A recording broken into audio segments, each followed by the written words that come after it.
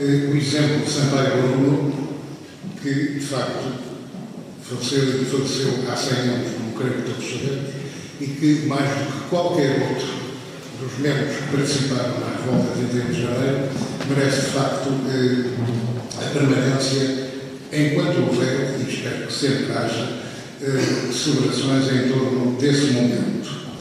A razão imediata do meu ponto de vista, que é evidentemente pessoal e como tal é eminentemente contestável, mas é o facto de que em Sampaio Bruno, mais do que em relação a outros do seu grupo de intelectuais, nele convergiram realmente preocupações de natureza ética, de natureza filosófica e de natureza ético-política também.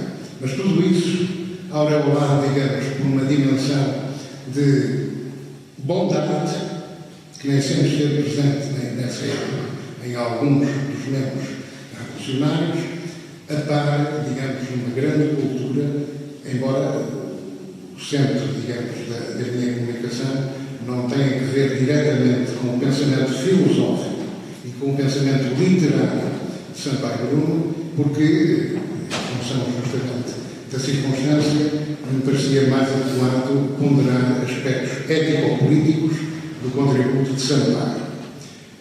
Quer de uma forma anterior a 31 de janeiro de 1891, quer e, sobretudo, a partir imediatamente do início do regime republicano.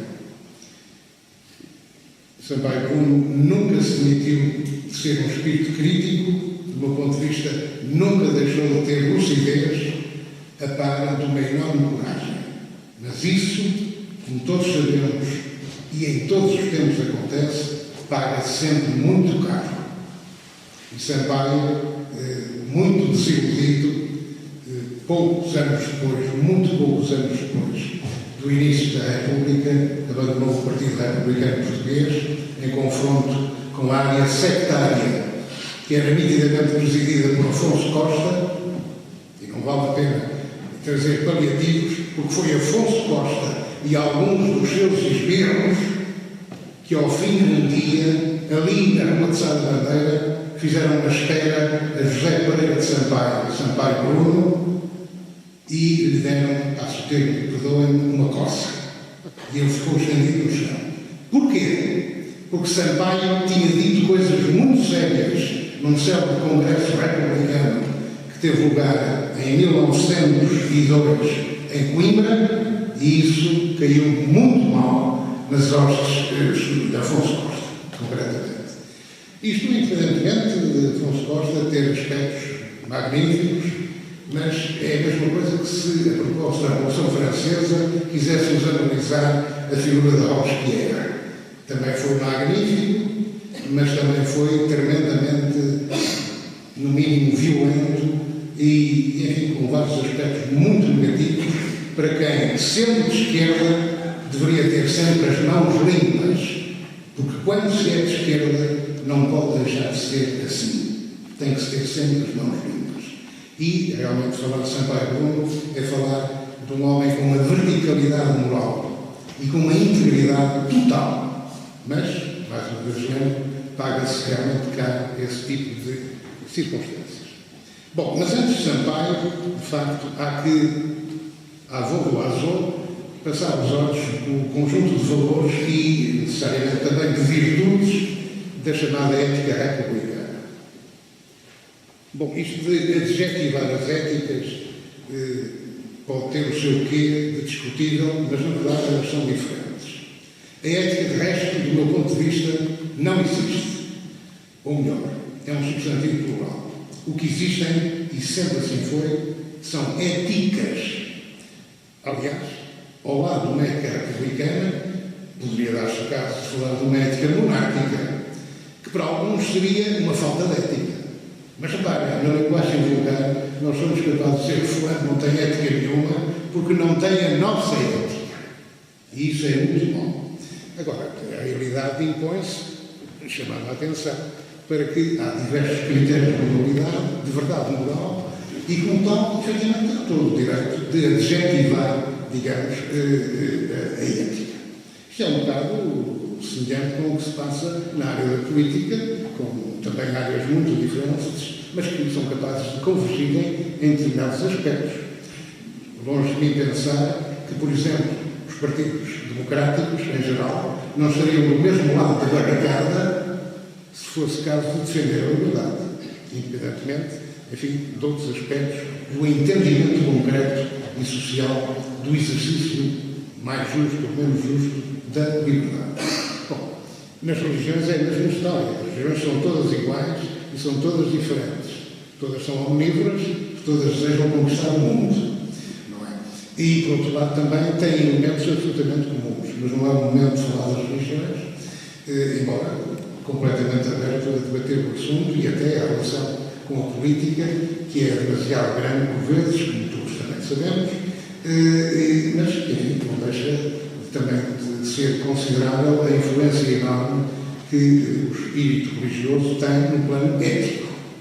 Cruzam-se aqui os lados da sensibilidade, da racionalidade, e tudo isso numa mistura que pode ser, não direi um melting pot, mas às vezes uma enorme confusão. É preciso, creio eu, ser fiel a Renato Descartes, que nos propôs desde realmente há muito tempo a reflexão conducente a ideias claras e distintas, como ele diz no discurso de método, a respeito de tudo. É que se não houver ideias claras e distintas, temos a equivocidade da linguagem. E se houver equivocidade da linguagem, temos a incompreensão recíproca entre os seres humanos. E daí até à guerra aberta é um salto de pardal como se compreende. Mas, atendendo agora, realmente, ainda que repito, de uma forma muito resumida, aos aspectos que se afiguram significativos naquilo que se pode designar modéstia republicana, para em seguida, através do exemplo ético-político de Sampaio Bruno, constatarmos, através de alguns escritos e de alguma ação deste pensador portuense, de facto, como é possível levar à ação, não é, um ideário, por assim dizer, de caráter realmente ético e também político. Nesse sentido, afigura-se-me que nós vivemos de uma maneira mais intensa ou menos intensa um tempo, digamos, de paradoxos e de grandes demissões. E vivemos isso frente a uma conjuntura como aquela que efetivamente nos cerca, mas onde a busca de atitudes éticas aparece como uma exigência inadiável. Daí que revisitar o significado do republicanismo, os seus valores, as suas virtudes, constitui, quanto a mim, uma tarefa atrativa, procedente de um ideal humanista autêntico que, em termos políticos, visa tornar possível, sob a unidade de uma legislação, a coexistência de homens livres e iguais em dignidade. Embora tenhamos presente também que se trata de sonhar com a edificação de uma sociedade em que a interiorização dos direitos e dos deveres garantiria um novo e mais justo consenso social e nacional. Consenso esse cimentado por uma ética da responsabilidade, base da virtude republicana, assim elevada a norma por excelência do compromisso cívico com a res pública, é uma perspectiva que continua a ter toda a atualidade. Daí que não há, quanto a mim, verdadeira república que não realce uma concepção de cidadania participativa, uma ética de altruísmo, a exigir um trabalho intenso de aperfeiçoamento moral de cada indivíduo e, igualmente, uma forte noção da importância do Estado como promotor de interesses públicos. Tudo isto esteve presente no republicanismo português. Com efeito, a essência da ética republicana reside no exercício justo, sublinho justo, da liberdade, sublinhando a interdependência entre igualdade e fraternidade.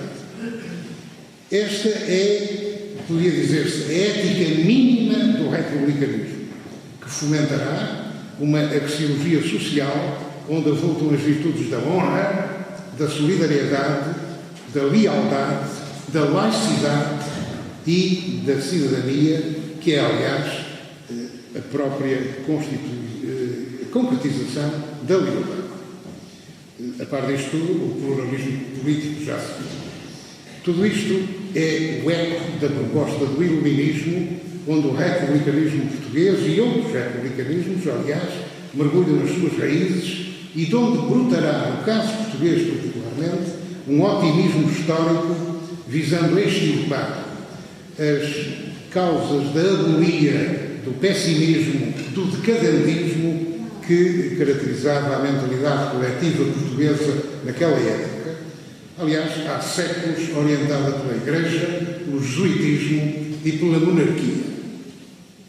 Neste sentido, se compreende que a moral social republicana aponte ou aposte na perfectibilidade humana resultante da limitação dos egoísmos subordinados ao altruísmo, a par da emancipação humana pela educação e pela instrução, ambas laicas, intervendo precisamente a escola como a instituição socializadora por excelência do conhecimento e dos valores, escola obrigatória, escola gratuita, escola neutra em matéria religiosa.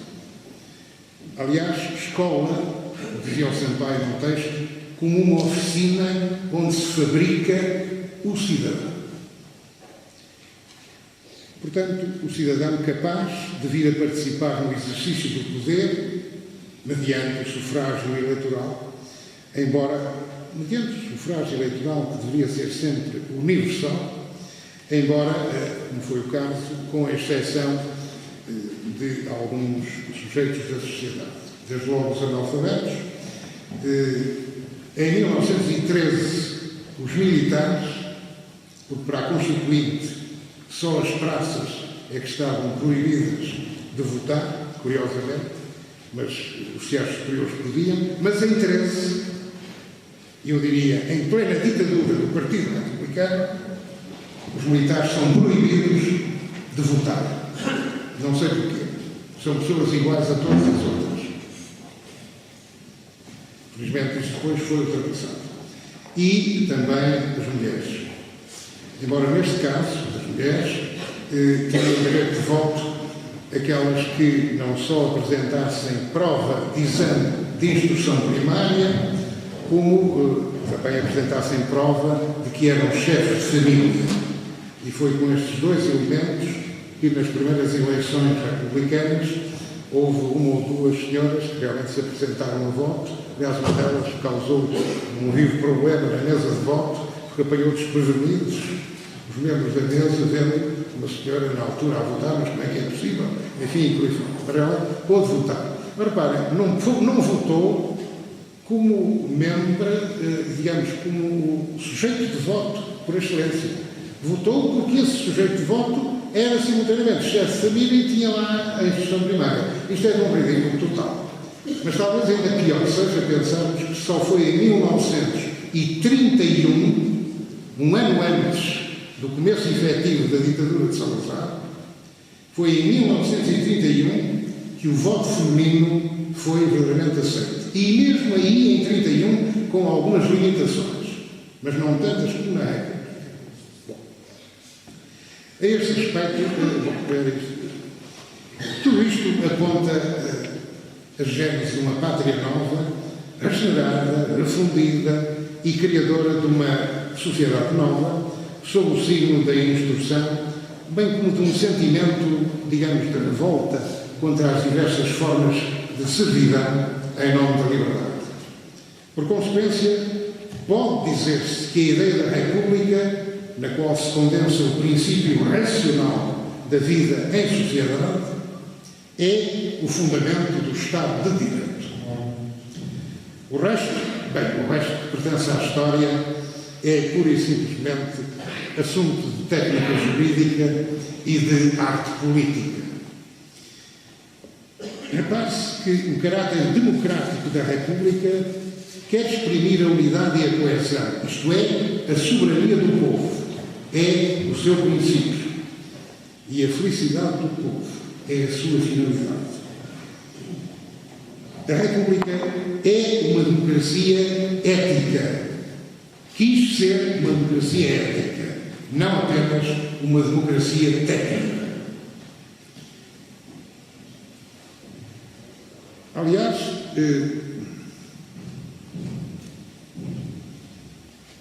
desculpa, isto está escrito numa máquina, não tenho culpa nenhuma disso, mas eu não tenho computador, mas isto foi escrito numa máquina antiquíssima com letras muito minúsculas e a luz também, como se pode dizer, que seja verdadeiramente notável. Nem todo dizia que a democracia ética, que a República quis ser uma democracia ética, não apenas uma democracia técnica, move de facto a realização do bem comum, precisamente daquilo que o Jean-Jacques Rousseau designava por felicidade comum.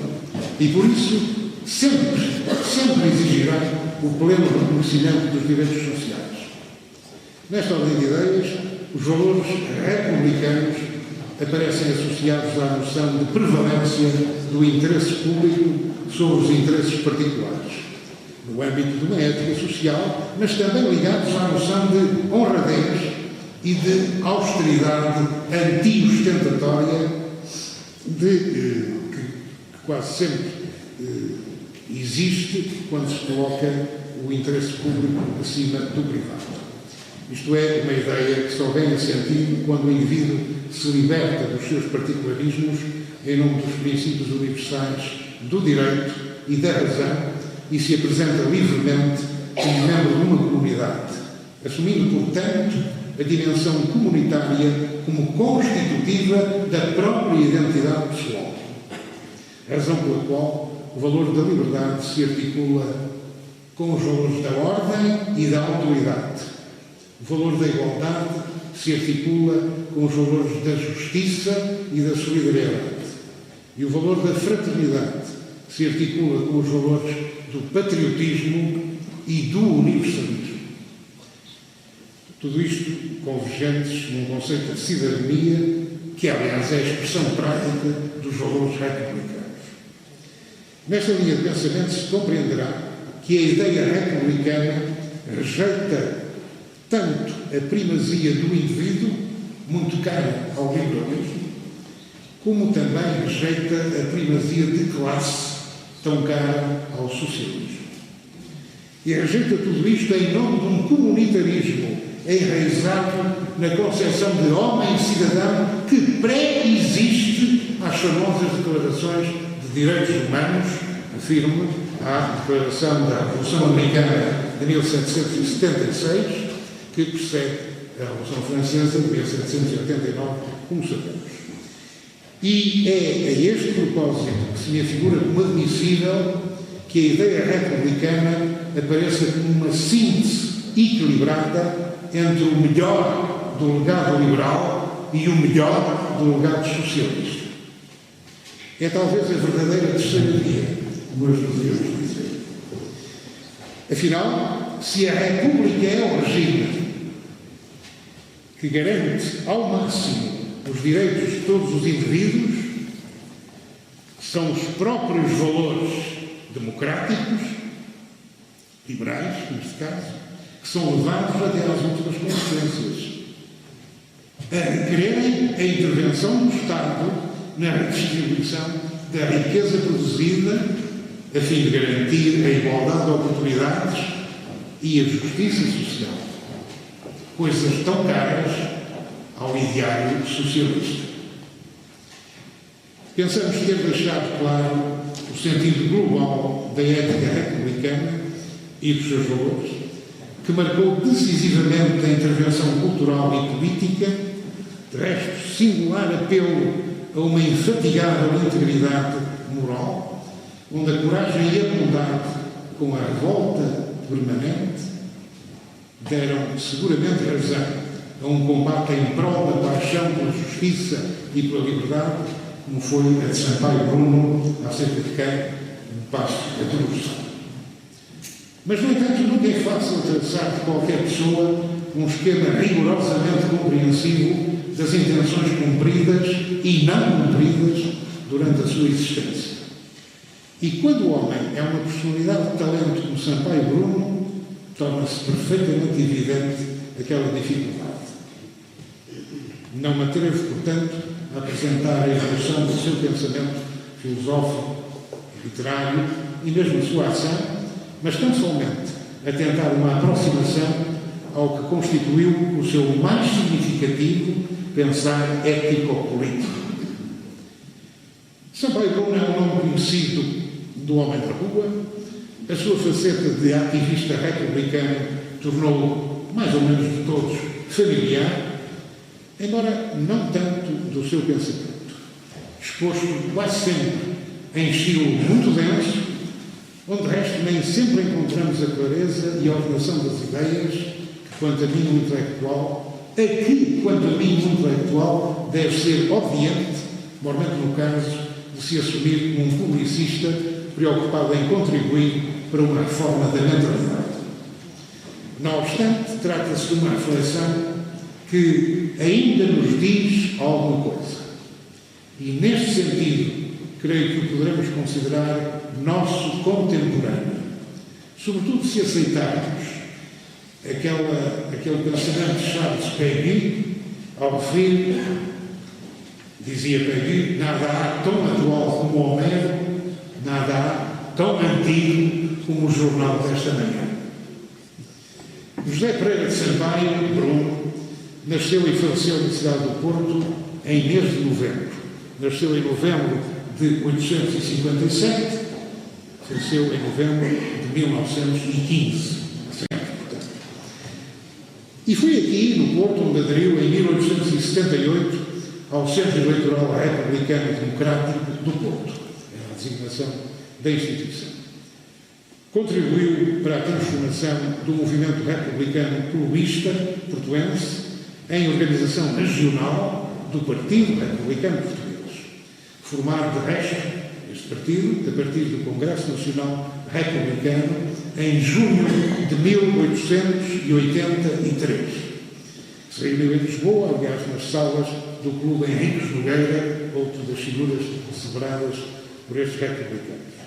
Bruno foi um republicano histórico, digamos assim, e assim se manteve sempre dentro do multifacetado republicanismo português, onde ocorreram debates, dissidências ao redor do positivismo, da metafísica, do federalismo, do unitarismo, do presidencialismo, do parlamentarismo, da descentralização, da centralização, da soberania popular, da soberania nacional ou do radicalismo e também do reformismo. Tudo isto é grande panóplia no seio do debate republicano do partido. As fações políticas republicanas podem, de resto, filiar-se ideologicamente em dois campos políticos essenciais que comunicaram, no entanto, entre si, por um lado, o demoliberalismo unitarista e o radicalismo federalista. Descortinando-se no primeiro, uma vontade ou uma variante de pendor jacobino e outra de pendor institucionalista, com sensibilidades mais reformistas ou mais radicais em ambos os casos, evidenciadas claramente com a pulverização partidária republicana entre 1911 e 1912, de onde saiu o sistema de partidos republicano da primeira fase da Primeira República Portuguesa. Raul Brandão, um escritor de cá do Porto, como todos sabemos, que tem textos admiráveis a servir das memórias, alguns textos das memórias, onde há, por assim dizer, uma fotografia de muitos dos acontecimentos desta época, embora naturalmente com um traço sempre subjetivo, mas é possível a objetividade. Eu creio que nada que o homem faz é objetivo a 100%. Bom, Raul Brandão, de facto, foi sempre um construtor muito engenhoso, digamos, de retratos simbólicos sobre figuras e sobre, como dizia, circunstâncias sociais e políticas, fixou esta leitura memorialística sobre Bruno. Bruno nunca fez cálculos sobre a vida. Ora, sucedia que este homem extraordinário, que sabia tudo e que conhecia tudo, aproveito para dizer que realmente, na época, Bruno não era apenas um boêmio aqui da cidade do Porto, e não era apenas uma espécie de um indivíduo que era jornalista, mas sem uma exigência muito rigorosa, era mais um panfletário do jornalismo e um propagandista. Bruno era filho de alguém que possuía, um pequeno pormenor de Petit Histoire, mas quando disse possuía uma confeitaria, padaria, ali na rua do Bom Jardim, mas suficientemente grande para permitir que Bruno tivesse estudado durante algum tempo, não atingiu qualquer grau académico, o que não quer dizer que não tenha sido um homem de alta cultura, as coisas não se cruzam muitas das vezes. Bruno foi, digamos, um homem que tinha contacto por gosto pessoal com tudo aquilo que ia acontecendo no mundo europeu da então, mas era praticamente um frequentador de tertúlias, antes de ter trabalhado na Biblioteca Pública do Porto durante algum tempo, mas era uma pessoa permanentemente desejada nessas tertúlias, porque os convidantes sabiam de ciência certa que iam ter notícias novas do que se passava no plano da cultura, da política, enfim, da economia, por aí fora, do mundo contemporâneo. Realmente é um homem de complexo saber, e simultaneamente isso acabou por lhe propiciar assumir, digamos, uma estatura de orientador intelectual. No fundo, em relação ao 31 de janeiro, Sampaio foi também um orientador intelectual. E que orientador, mas de facto não esteve propriamente presente na rua 31 de janeiro. Bom, mas dizia Brandão que, ora sucedia que este homem, o Bruno, extraordinário, que sabia tudo e que conhecia tudo, que valia uma biblioteca, conversador admirável, e que era ao mesmo tempo um homem modesto, falando baixinho, com grandes olhos de miúdo, a espreitarem por cima das lunetas, tinha a desgraça de ser tão tímido que, posto à espera de um elétrico, escreveu Brandão, não se atrevia a fazer o gesto de mandar parar. Se parava, subia. Se não parava, ficava à espera de outro. Lamento, mas o Brandão parece que está a dizer que ele era um parvo. Mas enfim, isto está escrito nas memórias. Ora, não era algo.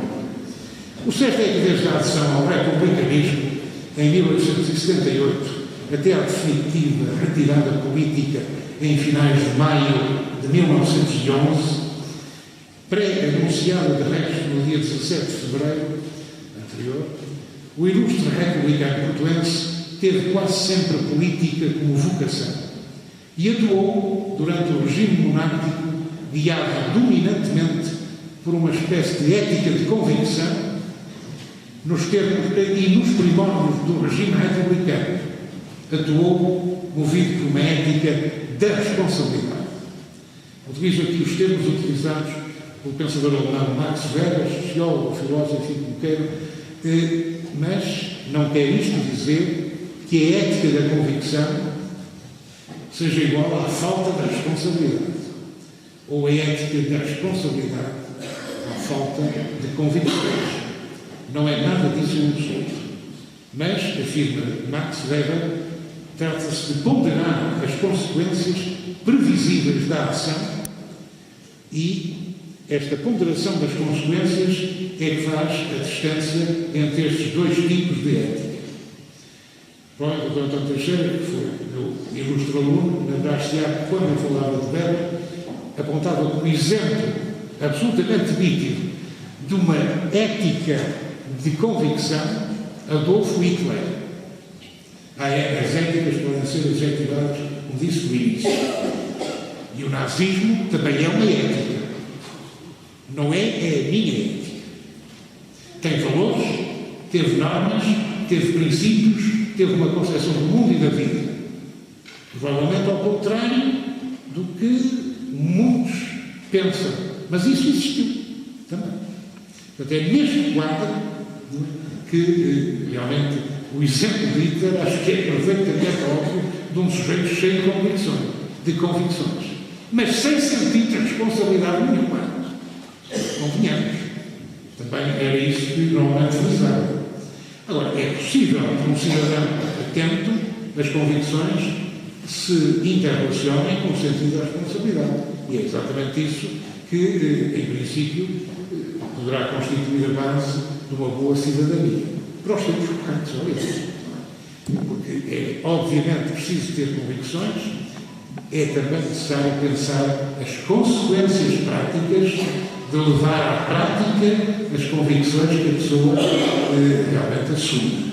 E isso é assumir uma experiência da responsabilidade, desde logo, aliás, tridimensional, mas sobretudo bidimensional, porque a experiência da responsabilidade pode ser para comigo próprio, pode e deve ser para com os outros seres humanos. E, no caso dos crentes, tem sentido só para os crentes falar de uma responsabilidade moral para com Deus, porque acreditam que serão julgados finalmente, enfim, como todos sabemos. Para os não crentes só tem sentido a responsabilidade para com os outros e, eventualmente, para consigo próprio. Mas uma responsabilidade para consigo próprio, bom, enfim, eu sou o melhor juiz de mim próprio, não é? Portanto, agora para conversar sobre isso. Eu acho que, essencialmente, a responsabilidade é para com os outros. Mas, mesmo para com os outros, não me deixará de ter sentido perguntar quem são os outros e onde estão. É que eles podem ser meus contemporâneos, eventualmente até meus coetâneos, mas os outros podem estar colocados no passado. E a sua vida, mais ou menos exemplar, funcionar como um legado para as gerações presentes. Os outros podem ainda não existir, mas na ótica das coisas, admitirmos que virão a existir e então somos nós que podemos assumir uma experiência de responsabilidade, alegar este mundo. Reparem, a preocupação ecológica não é outra coisa senão um exemplo de responsabilidade moral em relação ao futuro. Mas mais próximo de nós, os pais são responsáveis perante os filhos. Os professores são responsáveis perante os alunos. Os que formam os outros, toda a gente entendeu. A responsabilidade em relação aos que estão no passado, mais complicado, porque alguém poderia dizer, talvez com algum cinismo, perante o passado, isso são valores de mortos. Não creio serem valores de mortos o que nos vem da lição do Holocausto, já que há pouco falei antes. Não creio que são valores de mortos o que nos vem, enfim, da lição do exercício inquisitorial ao longo de séculos, enfim, no contexto europeu e predominantemente ibérico. Não, de modo algum, creio que, de facto, o legado também, no passado, também legou um conjunto de valores e de virtudes que, creio, não ser exagerado, importa conservar e transmitir. Assumo que sou discípulo de Cícero, para quem a história deveria ser, mas não é, mestra da vida.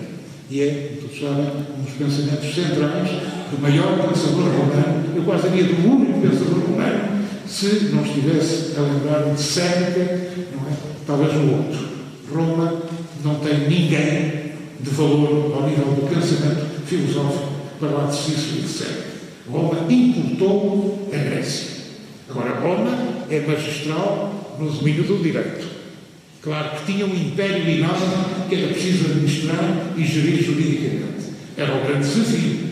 E todos sabemos que o Código de Juris Civis ainda hoje informa, enfim, parte da legislação contemporânea. Pelo menos foi o que eu aprendi em Direito Romano em Coimbra ao longo dos 3 anos em que frequentei a Faculdade de Direito para só ter o primeiro ano de Direito concluído. Mas não é impunemente que com 17 anos, e sobretudo em 1963, se chega a Coimbra, na qualidade de filho único que o era, não é? E se abre por uma cidade, enfim, com todas as características de Coimbra desse tempo, que tinha acabado de sair da primeira grande crise académica e ainda não estava bem a pensar na outra grande crise académica dos anos 69. Não foi, no entanto, um tempo de paz, devo entender-se. Bom, dizia, interessante, depois destes comentários um pouco à margem, e que peço um pouco de desculpa, é uma apostila do texto. No presente texto, pretendo realmente interpretar a atitude política desenvolvida por Sampaio, dentro do fio evolutivo da sua posição republicana, que apresentou de forma muito clara e pública uma semana depois da Revolução. escreveu: tendo sido na monarquia um radical e um revolucionário, serei na República um moderado e um conservador. Palavras de Sampaio. E procedendo assim, continua ele: não desminto o meu passado, nem atraiçou o critério porque até aqui me orientei, o qual continua a ser o mesmo positivista, aqui no sentido de positividade, relativista, inspirado no método das ciências e derivado do espírito, que constitui a trama evolucionista, visto como a revolução não seja mais um aspecto particular da evolução humana, como pensavam os republicanos, que concatena e organiza a filosofia moderna. Não desejo, termina Sampaio neste pequeno texto, não desejo de maneira alguma que a República Portuguesa assuma um caráter faccioso ou sectarista e repudio em absoluto qualquer fanatismo, porque entendo que o novo regime deve ser um campo aberto para a atividade leal de todos os portugueses. A lei da continuidade histórica reside em que as transformações racionalistas contem com o fator da realidade da tradição. É por isso que mais tarde ele vai abrir completamente a ideia de que os monárquicos que queiram podem participar na obra da República. Já vê. O advento da República é entendida como República dentro da lógica evolucionista brunina, corporizada no mundo político, mais um momento conflitual do processo para a unidade na liberdade. Regalismo, liberalismo, republicanismo e socialismo. Abrindo caminho, através de uma metafísica da redenção humana, à reintegração do absoluto, como escreveu Sampaio, e à erradicação do mal. O problema do mal é um dos problemas centrais, digamos, em toda a obra, em todo o pensamento de Sampaio Bruno. E, curiosamente, um pequeno pormenor radica numa circunstância familiar que o marcou em plena adolescência para a vida toda. A questão foi esta, muito em síntese. O pai de Sampaio era militar. Em dado momento, foi preso no âmbito militar por não ter, repito, não ter denunciado alguns colegas seus que tinham feito uma pequena revolta no quartel. O pai de Sampaio é preso por não ter denunciado e depois é expulso das Forças Armadas. É por isso que ele depois vai para Padeiro e vai ter uma confeitaria. Aliás, o resto vai enriquecer, ao ponto do filho não precisar de trabalhar. Bom, mas enfim, pois este facto marcou totalmente a obra de Sampaio e, forçosamente, marcaria qualquer jovem de bem. Sampaio tinha 14, 15 anos nesta altura e ele várias vezes refere isto. É um problema do mal. A injustiça total de se meter na cadeia alguém sem prova formada e, simultaneamente, pois aliás continua a existir até ao nosso tempo, como sabemos. E também, em seguida, não é, a não integração normal e o reconhecimento de que tinha havido um erro. O problema é que os erros neste âmbito não se chamam erros, chamam-se injustiças, que é muito mais significativo, como todos compreendem. Bom, mas, regressando ao texto, foi a propósito da questão do mal ser uma questão central no pensamento de Sampaio, que aliás é uma questão central no pensamento filosófico português, desde o primeiro grande nome que no início do século XIX, e que aliás ajudou à Revolução Liberal, filho de Silvestre Pinheiro Ferreira, que foi professor no Brasil, e professor cá também, mas passando por Pedro Amorim Viana, professor aqui na Academia Politécnica do Porto, e que também escreveu um extraordinário livro de análise do afrontamento entre filosofia e religião, mas pensando também nas questões de ordem ética.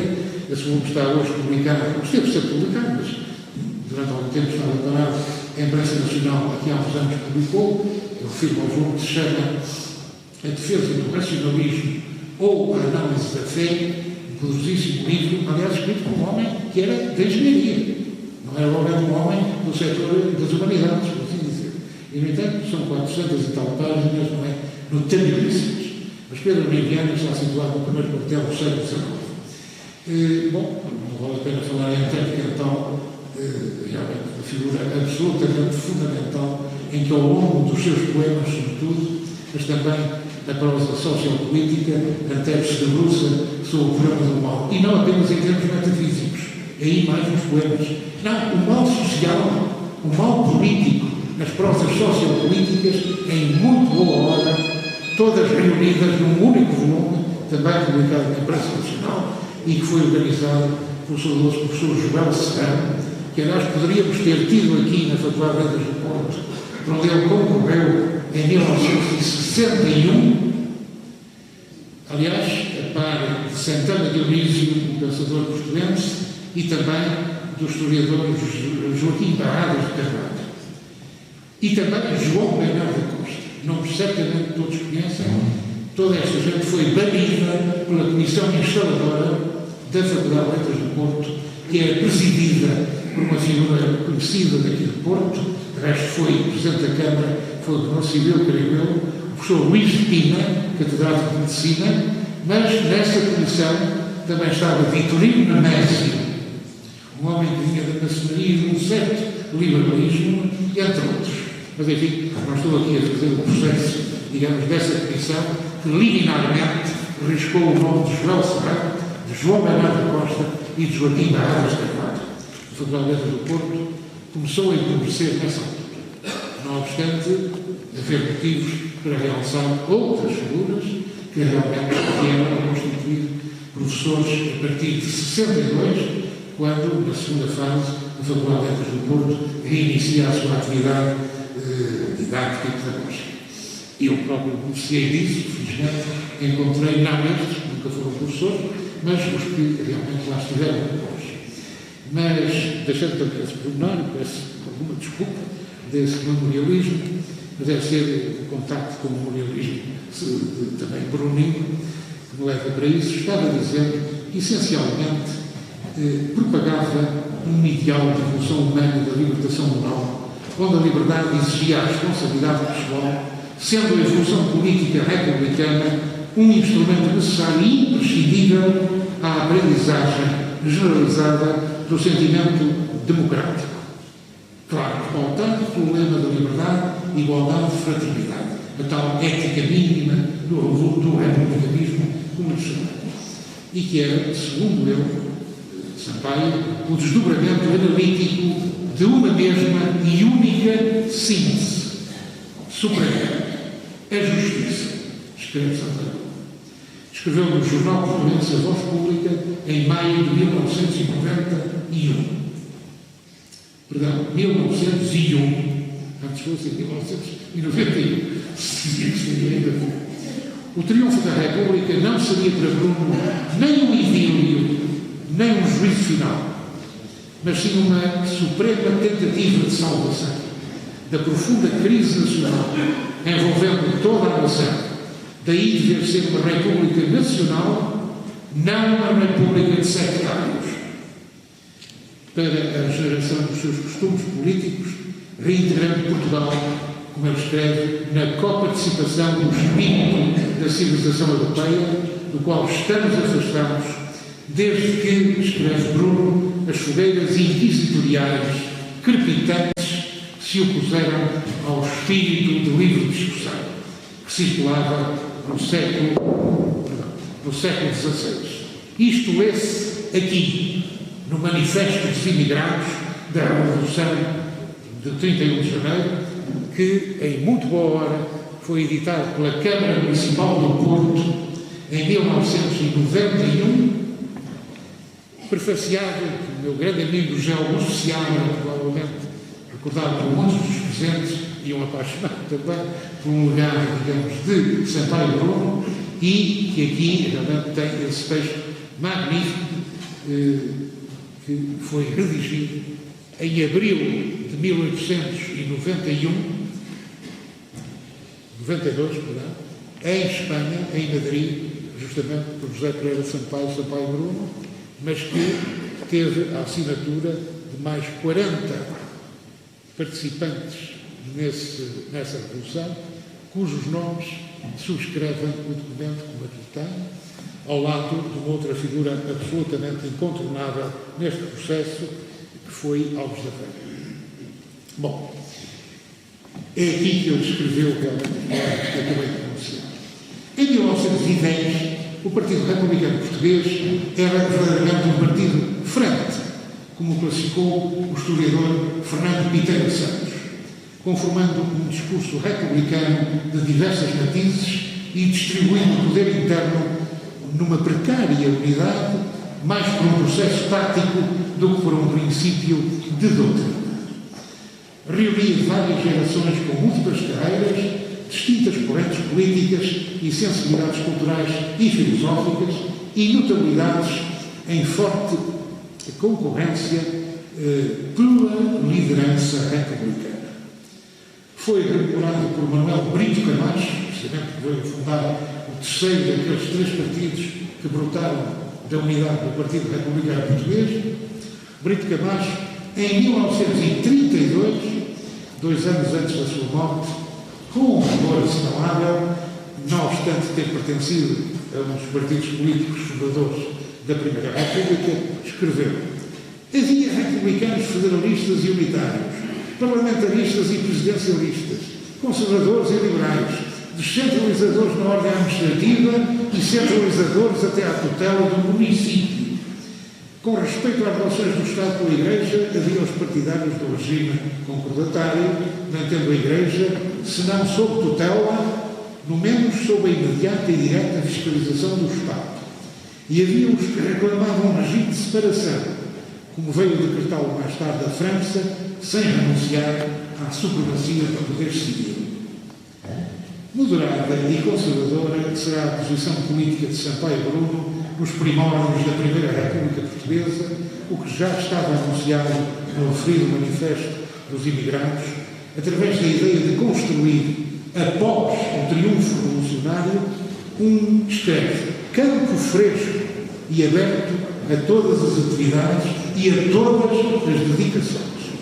Ideia que repetiu num artigo político em outubro de 1910, no dia 12 de outubro de 1910, com a ligeira reformulação de campo aberto para a atividade leal de todos os portugueses.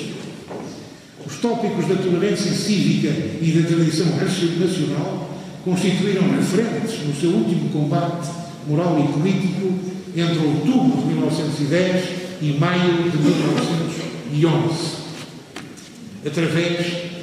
E na altura em que, em 1911, ele desmobilizou-se da sua vocação política e, digamos, mergulhou totalmente na sua vocação filosófica, digamos, e na sua vocação literária.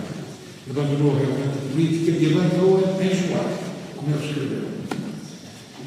A campanha política de Bruno desenvolveu-se primeiro no jornal A Pátria, entre outubro e novembro de 1910, depois no jornal Diário da Tarde, de janeiro a fevereiro de 1911, ambos, aliás, editados aqui na cidade de Porto, e dirigiu-se fundamentalmente à consagração das seguintes ideias políticas.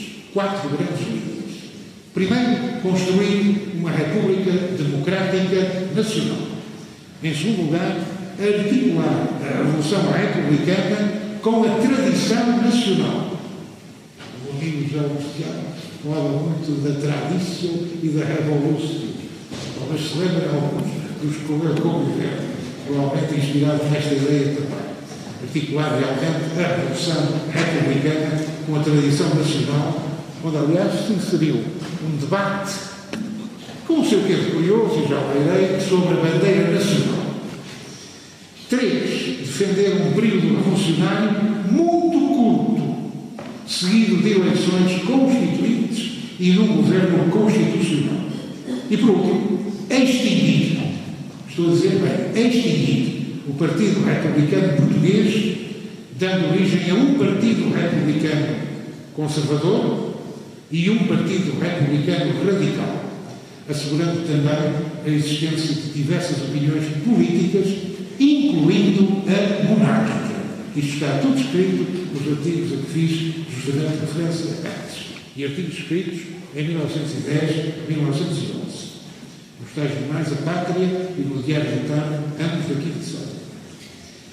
Dentro do grupo intelectual da Revolta Republicana de 31 de janeiro, o grupo intelectual, creio que nele se assinala Alves da Veiga, o Sá Bruno, naturalmente, mas também Basílio Teles, António Claro e João Chaves, como ele foi até Paris, e do qual, aliás, temos a história, facto a facto, não é, do 31 de janeiro.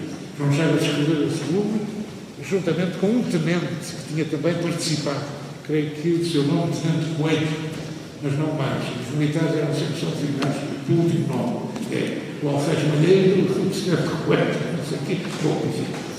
Mas Bruno teve nesta época a companhia publicista e solidária de António Claro, que em outubro de 1912 emigrou para o Brasil. Também desgostoso com o rumo da política republicana portuguesa. Mas já antes, em fevereiro de 1911, Sampaio tinha distribuído aos jornais a seguinte declaração, o mínimo dessa declaração. Rogo-os o obséquio de darem publicidade no seu jornal a esta declaração que entendo dever fazer e é de que, desta data em diante, me retiro completa e absolutamente enojado da vida política portuguesa. Ponto 17 de fevereiro de 1911. José Pereira de Sampaio. Mais à frente, tentarei esclarecer o sentido desta atitude radical. 3 dias depois da Revolução do 5 de outubro, iniciou-se verdadeiramente a campanha política de Bruno, sobretudo num artigo que terminava com este imperativo categórico: a República hoje é a pátria. Quem nesta hora soleníssima for contra a República é contra a pátria. Porque a República é Portugal, é agora, em 2 palavras diferentes, a só e a mesma ideia única e idêntica. A República não é, como a monarquia, um governo de exceção.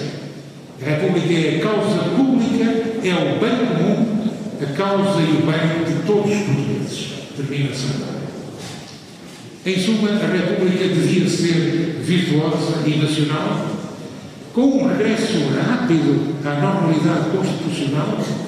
Ele falava de um período revolucionário muito curto, as palavras são dele, visto o espírito republicano ser científico, ser positivo, recordando no dia seguinte que a bela divisa da filosofia de Augusto Comte seja a divisa da nossa nacionalidade: progresso e ordem. Bom, em rigor, ordem e progresso, pois a ordem consistiria na condição fundamental do progresso.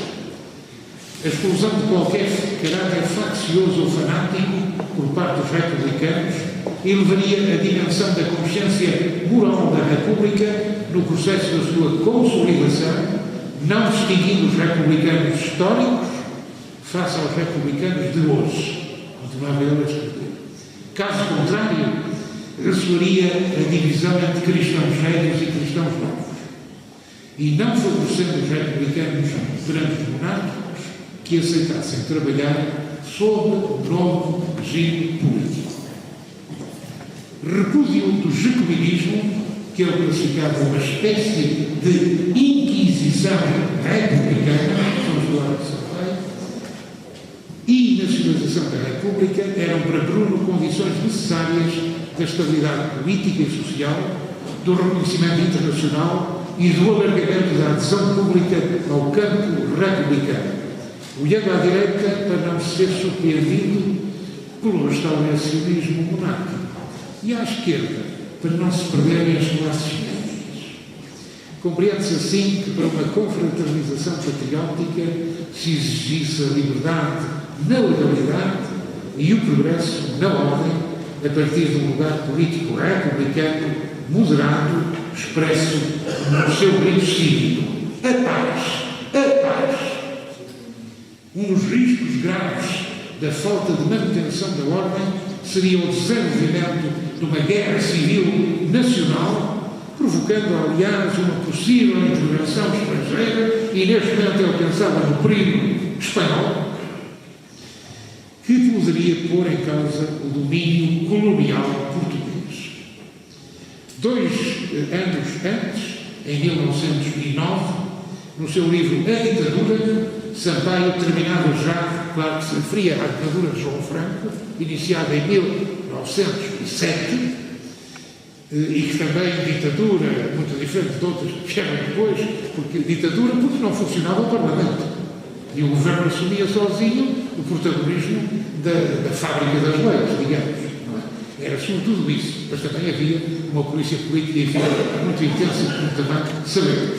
Mas, apesar de tudo, a ditadura de João Franco está longe dos excessos da ditadura de Salazar, por exemplo. Bom, um dos riscos, 2 anos antes, dizia, nesse livro A Ditadura, terminava já com essa intervenção política fundamental e explicava: a República não é o governo de um partido, nem o monopólio de tal ou de tal casta de gente. A República é, pelo contrário, o governo de todos, para todos, por todos. A causa da República compreende todo o país e, no fim ao cabo, a República é a nação. Consequentemente, ontem como hoje como ontem, ainda e sempre, uma só palavra havia, uma só palavra há. República, escrevia Sampaio. A perspectiva evolucionista heterodoxa de Bruno manifestou-se quando insistia que o fio da tradição, como diz, tinha de ligar-se à trama da renovação, como ele também escreveu, de modo a que não se, como ele escreve, não se produzam hiatos, nem se rasguem lacunas, e desse modo uma pátria nova quer simplesmente dizer a pátria antiga depurada, melhorada, aperfeiçoada, civilizada, progressiva, firmada nos conceitos de razão pura e nas admoestações da tradição histórica. Vejamos, por exemplo, a política religiosa inicial do governo provisório, como exemplo também da intervenção de Bruno. Essa política do governo provisório republicano, ou, digamos, o lugar da religião católica na identidade nacional portuguesa, não surgiram com relevo nos artigos políticos deste período de Sampaio. Pobre e humilde, livre pensador, espiritualista, como se autodesignou. Apenas se divisam 2 afirmações que creio serem significativas.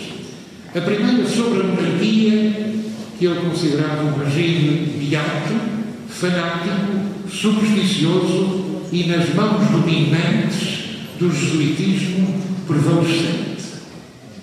E sobre a mentalidade republicana, na vertente jacobina, a propósito do incidente na Igreja do Loreto, em Lisboa, escrevia Sampaio: o traço distintivo do espírito novo dos avançados em Portugal seria uma irreligião ignorante e petulante, admirando-se com o desprezo pela ciência das religiões que algum livre pensamento radical português vinha promovendo.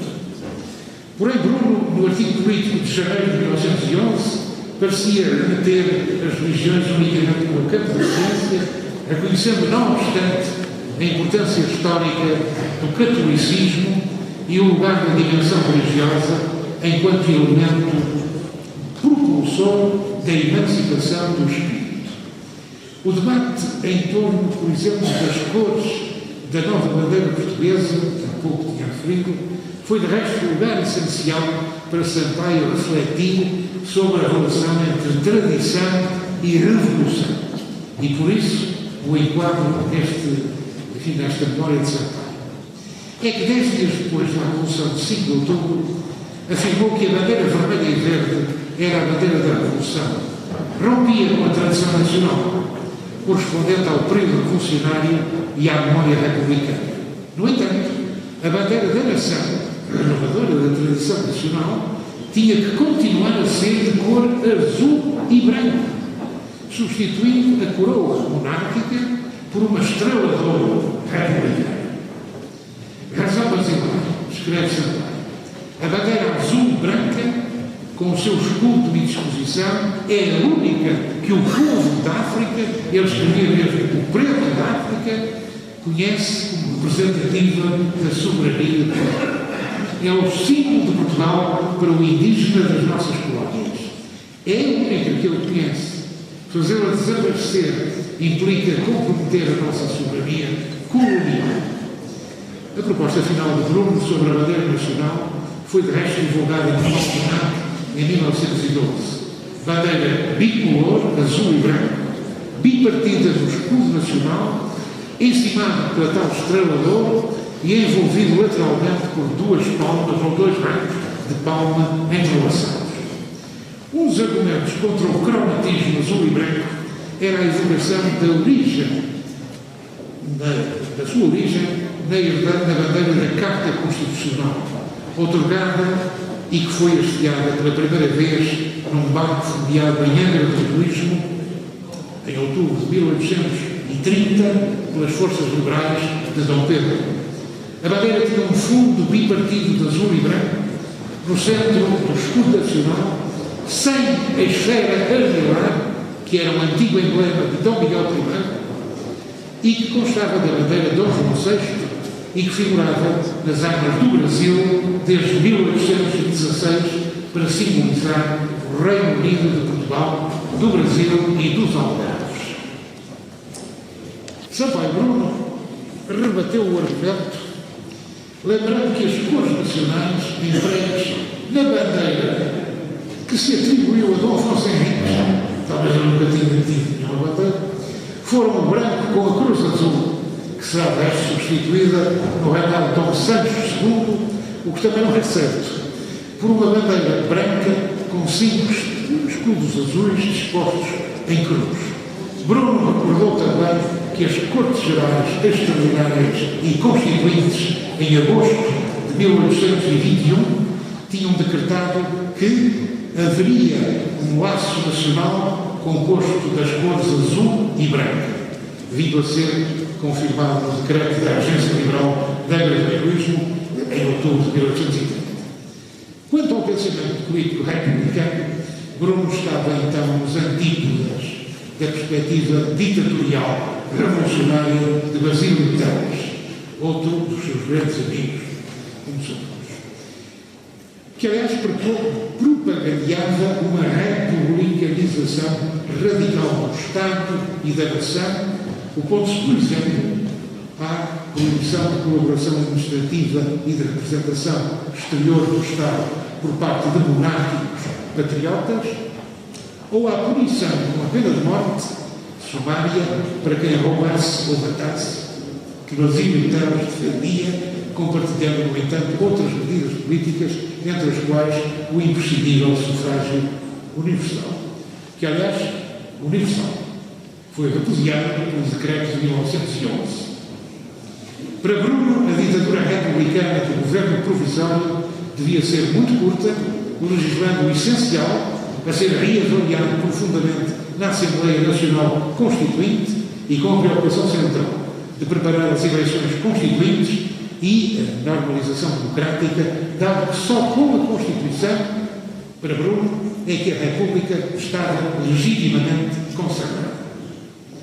Nesta fase da sua vida cívica, desde o primeiro artigo político de outubro de 1910 até ao último artigo político de fevereiro de 1911, Bruno clamou permanentemente por um período revolucionário curto e pela urgência de eleições constituintes e recordou a seu favor a afirmação de Proudhon, dirigida aos membros do governo provisório da Segunda República Francesa, 1848, quando Proudhon lhes disse: sede, sobretudo, sóbrios no legislar. E a circunstância deste governo provisório ter durado cerca de 2 meses. Em vários destes seus artigos políticos encontramos as palavras de ordem que sintetizavam esta urgência: sufrágio universal, eleições, constituinte a constituinte. Imbuído de um espírito democrático e tolerante, combateu o prolongamento da fase ditatorial que, se vigorasse 2 anos, seria o franquismo de Barreto Frígio, como escreveu, e defendeu a elaboração de uma lei eleitoral que fosse liberal, democrática e republicana, para ser um resumo das forças vivas da nação em república. E daí a necessidade, para ele, de se apresentarem 3 listas ao ato eleitoral, compostas por cidadãos inteligentes e cultos, de imensa probidade política e, portanto, de grande responsabilidade pessoal. Uma, a lista de republicanos históricos com socialistas e anarquistas. Outra lista de indiferentes à questão do regime. E uma terceira lista de monárquicos que aceitassem trabalhar politicamente em república. Esta é a proposta de Sampaio. Se a lei eleitoral excluísse o direito de voto aos que não soubessem ler e escrever, e assim veio a acontecer, reduzia-se muito a legitimidade democrática da República, que eu creio que se arriscava a ser de menos de 20%, tal era o nosso artigo em Portugal. Esperar pela alfabetização e educação republicana generalizada ou pela erradicação do espantalho do caciquismo que ele falava, deduzia Bruno que então só daqui a 25 anos, pelo menos, é que havia condições para se realizarem eleições constituintes. O que era inconcebível, o que era irresponsável, pois perigava a paz interior e a segurança exterior, enfraquecendo a autenticidade moral republicana, o verdadeiro argumento da sua força na contestação ao regime monárquico. Nesta campanha pelas eleições constituintes imediatas, o grupo republicano moderado do Porto, José Pereira de Sampaio Bruno, António Claro, Aníbal Cunha e também Joaquim de Azevedo Albuquerque, estava convergente com o grupo republicano radical de Lisboa, onde realço os nomes de António Machado Santos, Alexandre Vasconcelos Sá, José Eugênio Dias Ferreira e Henrique Weiss de Oliveira. Promoveram em maio de 1911 o projeto político bastante efêmero da Aliança Nacional, que lançou um manifesto ao eleitorado português, divulgado 13 dias antes das eleições constituintes, que foram a 28 de maio de 1911, sendo assinado em primeiro lugar por Sampaio Bruno e, em último lugar, por Machado Santos. Este foi o verdadeiro texto político de grande projeção pública que foi subscrito por Sampaio Bruno, onde estão vários conteúdos que tinha escrito em diversos artigos seus que tinha publicado nos jornais A Pátria e no Diário da Tarde. Bruno recordou várias vezes nesses artigos políticos o programa do Partido Republicano Português, aprovado em janeiro de 1891 e ainda em vigor em 1910, onde se consagravam, por exemplo, as liberdades políticas, as garantias individuais, o sufrágio universal, a revisão decenal da Constituição e da codificação geral, condições necessárias para uma evolução normal da Primeira República Portuguesa, que considerava poder estar ameaçada com a continuidade ditatorial nas mudanças políticas do governo provisório. Escrevia, aliás, Sampaio: nada de provisórios perpétuos, nem sequer decorados. É constituinte. Estou a terminar. É enraizado, sem insistir, estava dizendo que ele tinha escrito nada de provisórios, referidos ao governo, perpétuos, nem sequer demorados. É constituinte. Enraizado neste pensamento político, é claro que Sampaio lutava pela união patriótica de republicanos e de monárquicos, dentro da República, permitindo-se a organização de várias correntes da opinião política: republicana moderada, republicana radical, socialista, anarquista e monárquica, pertencendo Bruno à opinião republicana moderada, derivada, segundo ele, de Danton, não de Robespierre, do liberalismo, não do jacobinismo, muito preocupado com a manifestação de crise moral em setores das classes médias, provocada por algumas leis revolucionárias. Ele destacava, aliás, a lei do divórcio, que poderia desestruturar a família tradicional. Subia porque o divórcio desestrutura, ou melhor, estrutura o que já estava desestruturado, provavelmente. Bom, que defendia como base da comunidade humana. Para Bruno, a construção política da República devia prescindir do antigo Partido Republicano Português, cuja missão tinha sido proclamar a República, mas defendeu a sua extinção no tal Congresso Extraordinário convocado para esse efeito. Perdão, defendia a sua extinção num Congresso Extraordinário que deveria ser convocado para esse efeito. E após declarar a sua dissolução, com o estabelecimento de 2 mesas, como dizia Sampaio, para a inscrição dos delegados nas listas dos 2 novos partidos a criar, um republicano conservador e moderado, outro republicano radical e socialista. Construídas as comissões organizadoras dos 2 partidos, promover-se-ia, escreve Sampaio, a adesão nacional e a elaboração das bases programáticas, preparando-se os respectivos congressos fundadores. Bem, nada disto ocorreu, como sabemos. Os delegados republicanos presentes no Congresso do Partido Republicano Português de outubro de 1911 seguiram esmagadoramente a opinião jacobina de Afonso Costa, o que conduziu à constituição de 2 importantes forças partidárias, mas na área moderada. O Partido Republicano Evolucionista, à cabeça do qual António José de Almeida, e a União Republicana de Manuel Brito Camacho Teixeira. Também de um incipiente projeto político radical chamado Centro Reformista, presidido por António Machado Santos, mas que não teve, enfim, grande eficácia.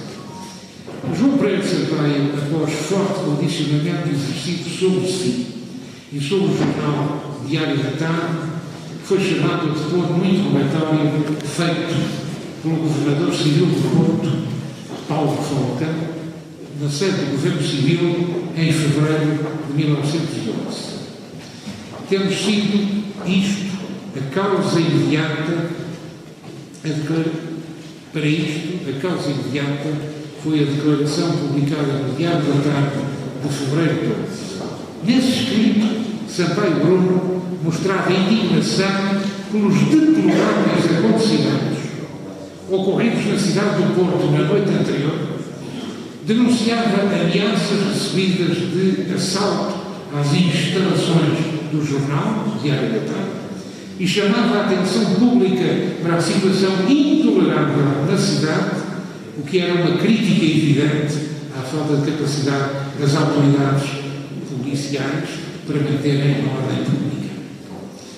A origem dos tumultos radicou-se no ambiente anticlerical que tinha sido despertado pelo anúncio de uma série de conferências a ter lugar na Associação Católica do Porto sob o tema Jesus existe? Ponto de interrogação. Onde falariam meio verdial, expondo a posição antirreligiosa e outros.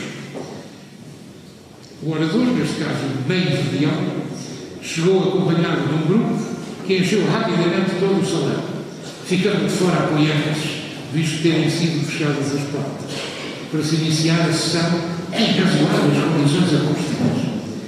Bom, esta atitude foi muito mal percebida, iniciaram-se ações violentas no local, alargaram-se as ações à Baixa Portuense, com graves incidentes, incluindo tiros de revólver, vários feridos, a ira dos populares instrumentalizada por radicais, dirigiu-se particularmente contra as instalações da Associação Católica do Porto, do Círculo Católico do Praios do Porto e do Jornal Católico A Palavra, obtendo uma contra-resposta de igual modo violenta.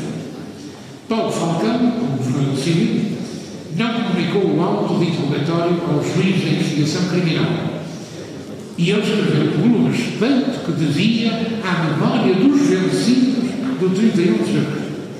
Mas o jornal suspendeu a edição desde fevereiro de 1911 de forma definitiva.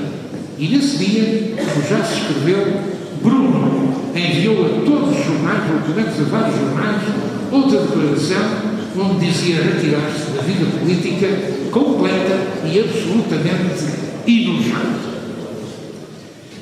Reagindo a essa decisão, seria entregue uma mensagem promovida por António Machado Santos, datada do Porto, de abril de 1911, para o demover da atitude tomada. Repare, é uma sorte, uma espécie, uma sorte de suicídio moral de que nos caberia uma parte da responsabilidade, acho Machado Santos, sendo subscrita por destacados republicanos históricos. A lista era iniciada por algumas personagens muito significativas e que eu refiro muito brevemente. A lista era encimada por Júlio de Matos e concluída por António Machado Santos, mas era assinada por Basílio Teles, por Guerra Junqueiro, por António Magalhães Lemos, por Manuel de Arriaga, por Eduardo de Abreu, por António Claro, por Anselmo Branco Freire, por Sebastião de Magalhães Lima, por José de Castro, por Eusébio Leão, por Arturo Luz de Almeida, Ângelo da Fonseca, António Maria da Silva, Agostinho Fortes, Celestino Almeida, João Menezes, o Henrique Weiss de Oliveira, José Eugênio Ferreira, Alexandre Vasconcelos e Sá, Tito de Moraes, José Carlos da Maia, Augusto Malheiro e Aníbal Cunha, entre muitos outros. São nomes que não precisam de comentário. Pessoas absolutamente fundamentais no processo republicano e mesmo posterior, como se sabe. Em resposta, Sampaio Bruno escreveu uma carta a António Machado Santos com a data de maio de 1911, agradecendo a mensagem que lhe tinha provocado um golpe de emoção, como escreve, porém afirmava que, dado o seu estado de saúde, não podia corresponder integralmente no momento ao que lhe era pedido.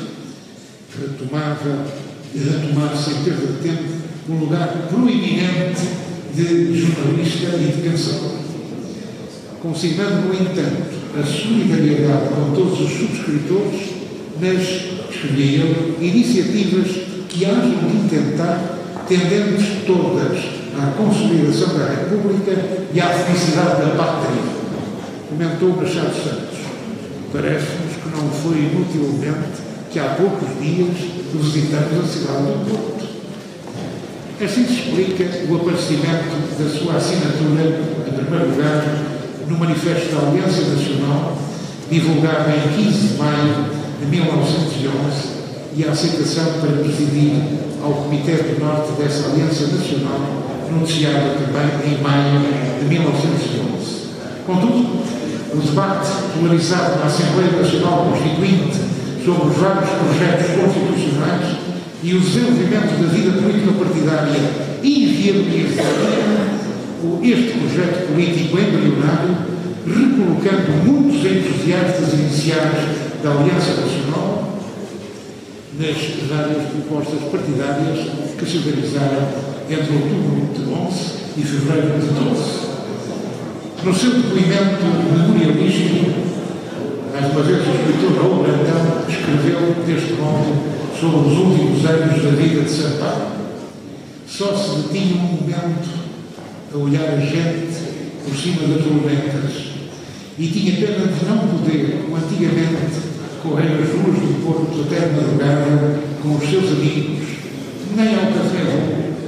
Chamam-me Tabaça. Ironia do destino para José Pereira de Sampaio Bruno, defensor da República para todos, uma República democrática e nacional e que representava por uma significativa área do pensamento e da ação portugueses, na opinião do jornalista e, além do militante republicano Joaquim Madureira, este destino moral e político. Bruno, escreveu ele, encheu com a sua mentalidade todo o vazio romântico do 31 de janeiro, ocupando um lugar primacial de orientador e combatente. Muito obrigado.